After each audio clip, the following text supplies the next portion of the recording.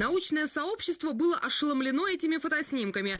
Охотник позирует рядом с тушей размером с внедорожник. Двухметровый зверь весом более полутонны.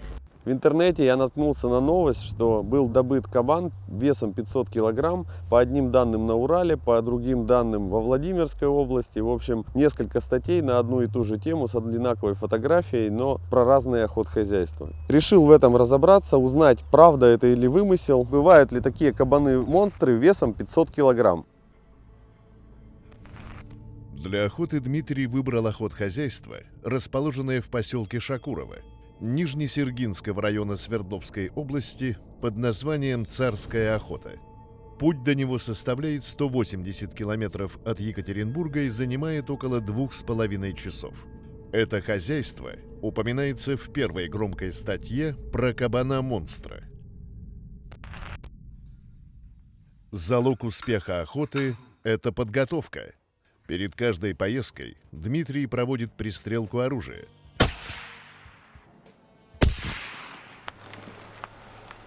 На базе охотников встречает егерь Рифат. Он проводит краткий инструктаж, оформляет лицензии, и уже через полчаса охотники выдвигаются на место охоты.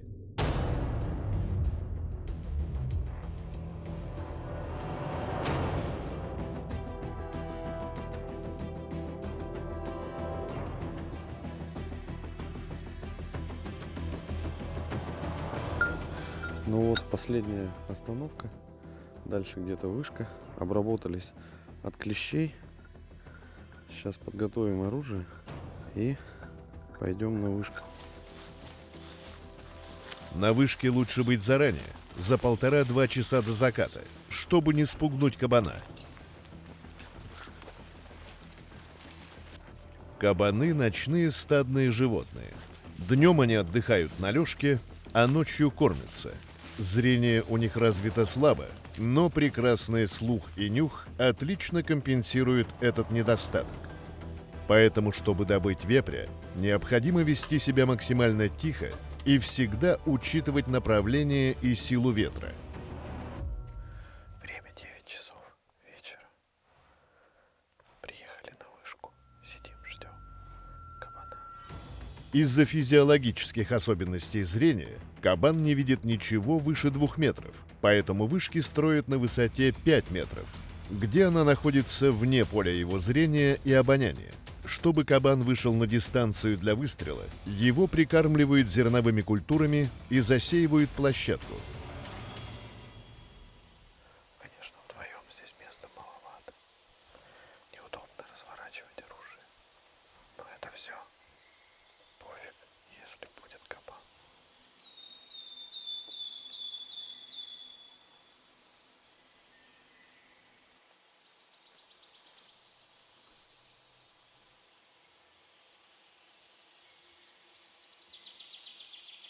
С каждой минутой становилось все темнее, а значит, усложнились условия для прицеливания.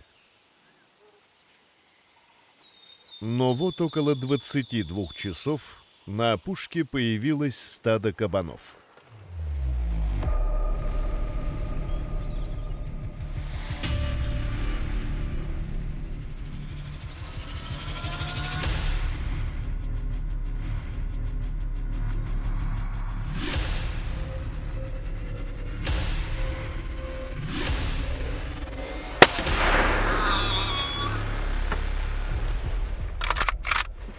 Выстрел был произведен с дистанции 50 метров. После выстрела следует выждать несколько минут, а подходить можно только с заряженным ружьем, так как если кабан ранен, он может напасть на охотника.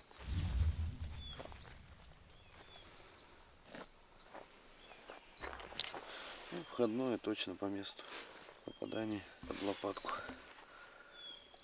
Ну что могу сказать, адреналина очень много. Прямо даже перед выстрелом необычное было такое ощущение. Ну, может быть, потому что я очень переживал из-за самки, не хотел к нее попасть. Долго выцеливал, думал, то ли стрелять, то ли не стрелять. Но все-таки принял решение стрелять, потому что хочется с добычей домой приехать. Для меня это первый опыт с вышки. Но адреналин получил. То есть, в принципе, достаточно интересная охота. Сидишь, ждешь. Такая необычная для меня, потому что я люблю ходовую больше охоту. А здесь все по-другому. Но тем не менее кабан вышел, а ход хозяйства не подкачало.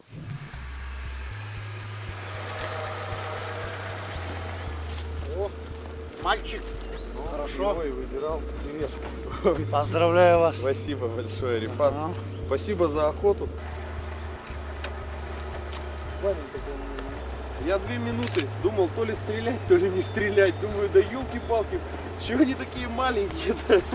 В том году овес вот так вырос, Ага. охота на медведя. Сидел человек, медведь вот туда вышел, Ага. а он же не знал, что овес высокий.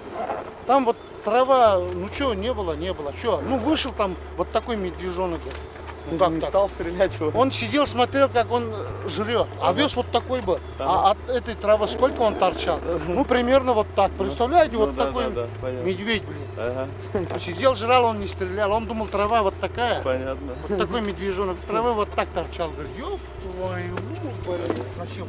Вот.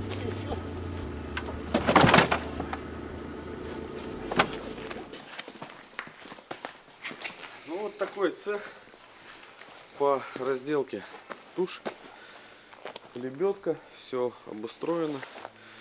В принципе, небольшой кабанчик, килограмм 60, но все равно в лесу гораздо сложнее его свежевать. Кабаны часто болеют трихонеллезом. Это такие паразиты, которые, как червяки, которые печень съедают буквально за полгода у человека. Поэтому каждого кабана обязательно лучше проверить. В этих местах они не часто болеют, но тем не менее рисковать мы не будем. Поэтому мясо упакуем и употреблять в пищу его будем только после того, как у нас будет справка о том, что он чист. Заночевали охотники в одном из 3 гостевых домиков. Помимо них на базе также расположены 2 бани, разделочный цех и парковка для автомобилей. Приятный дом, все так оборудовано неплохо, даже очень хорошо. Тут кабан, тут лосяра и сутки, холодильник, телевизор, все оборудовано. Молодцы ребята. Душевая кабина, туалет, даже стиральная машинка есть. Класс, мне нравится. Пахнет такой свежей олифой и деревом. Очень классно. По проживанию однозначно 5. Думаю, что вы со мной согласитесь. На 2-й день охоты в разговоре по пути на вышку выяснилось, что именно Рифат был егерем на той самой охоте, когда добыли кабана-монстра. 11 часов ночи. Вот. Вышел охотнику, с вышки спустился охотник и спрашиваю, ну, как попадание был? Да, говорит, был. Я говорю, большой кабан. Ну, нормальный кабанчик такой он. Ну, ладно, пойдем туда, где он стоял, смотреть. Мы туда подходим, я вижу следы. Я говорю, это, говорю, точно кабан? Он такой, точно кабан. Что, следы большие были? Следы, да, как у лося, вот сигалеток осеннего, примерно вот такие копыта были. Ага. Я говорю, нет, это сигалеток лось, походу, был. Нет, говорит, кабанчик, ну не может быть такого. А там у нас крыша была по высоте, как я, вот 1,75 м. Ну, я его строил. Ага. А я говорю, когда вот он голову туда, под крышу, говорю, сунул. Да, вот зерно, говорит, это корм. А, кормушка с крышей Да, была. с крышей, да, с крышей вот односкатной. Понятно. А говорю, спина до крыши сколько не достигала. Он такой, ой, говорит, раз такой растерялся, ну, сантиметров, говорит, может 20. Ага.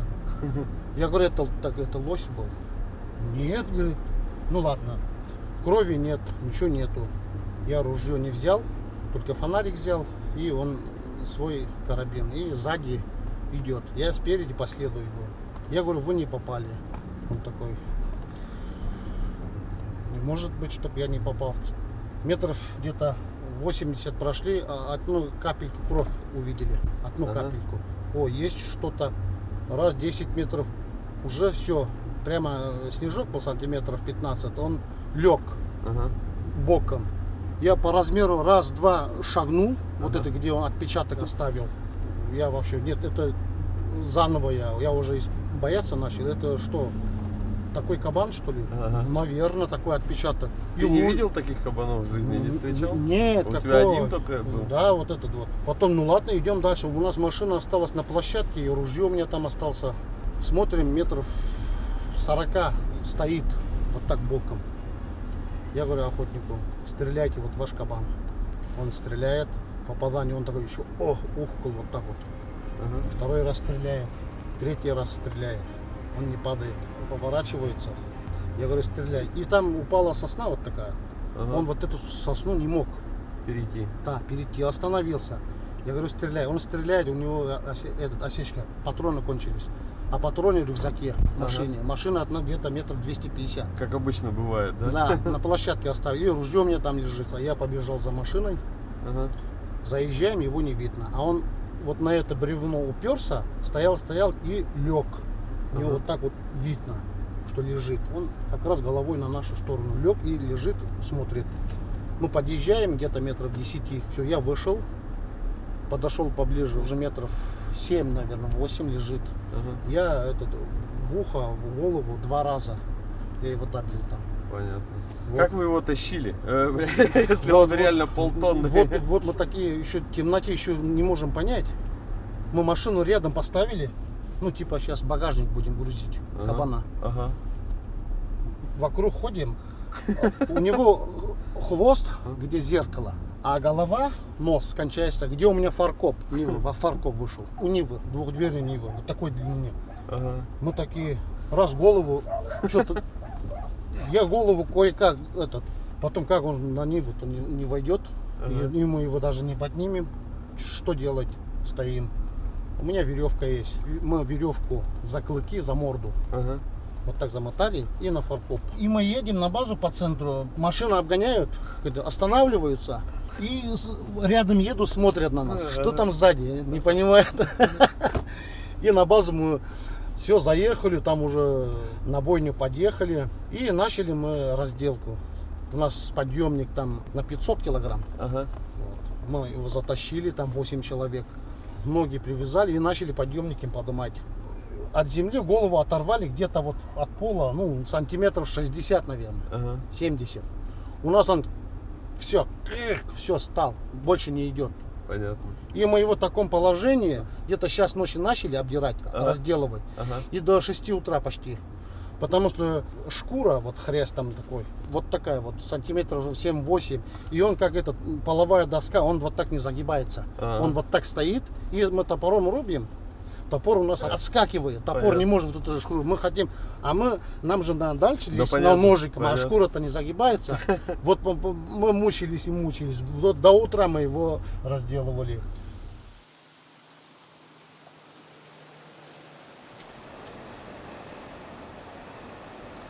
Кабаны часто могут по нескольку дней подряд выходить на одну и ту же прикормочную площадку. Чтобы знать вблизи, какой вышки вероятнее всего выйдет кабан, егеря используют фотоловушки. Рифат привез Дмитрия на ту же вышку Лабаз, что и вчера, так как счел ее перспективной, несмотря на то, что кабан уже был добыт здесь прошлым вечером.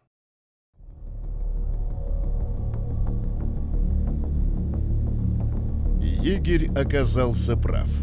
Как и в прошлый раз, около 10 часов вечера на опушке показалось небольшое стадо кабанов.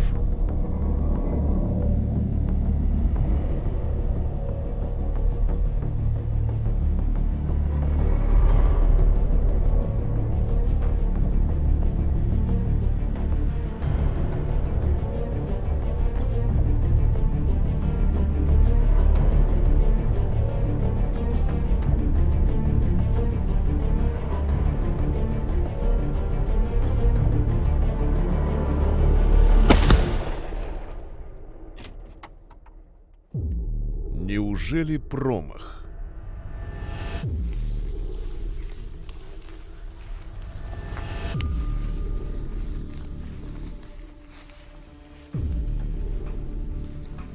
К приезду егеря уже совсем стемнело. Охотники начали прочесывать лес в поисках следов крови, наличие которых означало бы, что пуля достигла цели.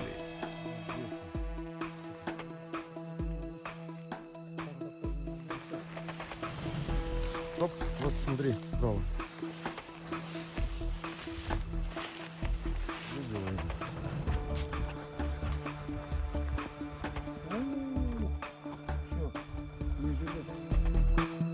Ну вот, с господином Рифатом дошли до этого. Спасибо, Рифат. Прошли 100 метров. Поздравляю вас. Спасибо. 100 метров отошел кабан и лег. Полоска. Отличным попаданием. Да. Итак, друзья, закончилась наша удачная охота. На самом деле было очень приятно здесь побывать, в этих местах. Вот буквально за мной просто открывается такой шикарнейший вид, что душа радуется и даже охота не нужна в какой-то момент становится. Но эта охота прошла достаточно успешно. Мы взяли 2 кабанов, одного сикача удалось стрельнуть и, к сожалению, одна попалась годовалая самка. Это тоже допустимо, такое бывает на охоте. Но в целом настроение очень хорошее, потому что охота прошла без сучка и задоринки, что называется. Количество дичи в этом охотхозяйстве достаточно много, поэтому я ставлю твердую 5, поскольку я оцениваю только кабана. А учитывая то, что за 2 вечера на вышке к нам вышло порядка 30 особей, я считаю, что это неплохо. Я убедился, как и вы тоже убедились, что кабан весом 500 килограмм был взят именно в этом охотхозяйстве. Поскольку много в интернете ходит противоречивой информации, меня это и заинтересовало. Поэтому на свой вопрос, вымысел это или реальность, это реальность. И реальность это была в этом охотхозяйстве. Касаемо стоимости проживания и стоимости дичи, за кабана я заплатил 24 тысячи, за годовалого проживание стоит 6 тысяч рублей, егерское сопровождение 3 тысячи рублей. Соответственно, общий бюджет охоты получился где-то порядка 70-80 тысяч. Отличная абсолютно база, очень комфортная. Для всех скептиков, которые говорят, что не важны комфортные условия на охоте, хочу сказать, что комфортные условия на охоте важны не для комфорта охотника, хотя это тоже важно, а они решают на самом деле 2 задачи. Первое – это наполнение бюджетом охотничьего хозяйства, а второе – это возможность для развития охотхозяйства, охраны, а также кормления животных и так далее. На одном отстреле животных никогда деньги не зарабатываются. Деньги зарабатываются на сопутствующих услугах. Приятно, что в этом охотхозяйстве это осознают и вкладывают деньги в базу, в развитие именно дополнительных услуг, что создает дополнительный стимул охотникам сюда приезжать и отдыхать. Хочу ответить на комментарии наших дорогих подписчиков, а конкретно Александра Иванова. Он написал о том, что в предыдущем видео про охоту в Миасском охотхозяйстве, что мы возвышаем с одной стороны хозяйство, а с другой стороны опускаем егерей, и что никому не интересны эти разборки. На самом деле это не разборки. Мы как раз и показываем контраст о том, что человек, хозяин хозяйства, вложил огромные деньги в развитие базы, в кормление животных, в охрану, но не хватает персонала, который более доброжелателен. На этой охоте мне понравилось все. Работа егерей, не было никаких прецедентов, то есть все было доброжелательно и все было очень профессионально организовано. Дорогие друзья, нас уже 800 человек. На самом деле это очень радостно, поскольку это мотивирует делать еще больше хорошего контента. Если вам понравилось наше видео, подпишитесь на наш канал, поставьте колокольчик, тогда вы первыми узнаете о том, что мы выпустили новый фильм и сможете им насладиться.